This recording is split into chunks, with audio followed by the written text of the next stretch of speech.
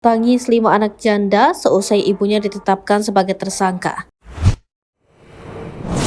Kisah pilu datang dari seorang ibu berinisial EZ beranak 5. Menurut Kepala Seksi Intelijen Kejari Nias Selatan melalui Hieronymus Tafonao, seorang ibu yang berasal dari desa Hilisalo, Kecamatan Amandraya, Kabupaten Nias Selatan tersebut ditetapkan sebagai tersangka Sabtu 20 Mei 2023. Pasalnya, EZ terbukti melakukan tindak pidana sesuai dengan pasal 351 ayat 1 KUHP mengenai penganiayaan.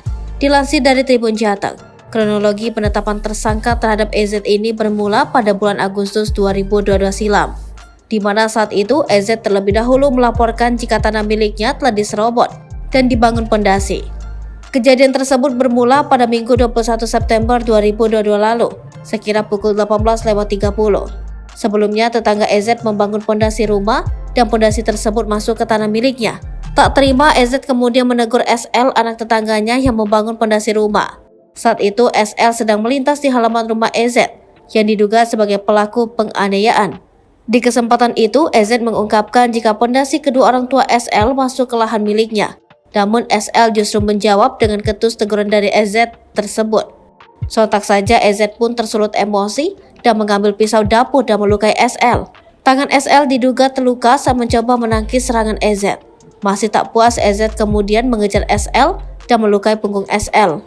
Adapun kronologi ini diungkapkan oleh Kasih Humas Polres Nias Selatan melalui Bribda ID Masyur. Tak terima dengan perlakuan EZ, SL beserta pihak keluarganya melaporkan penganiayaan tersebut ke pihak kepolisian. Berdasarkan penyidikan, EZ terbukti bersalah karena telah melakukan penganiayaan.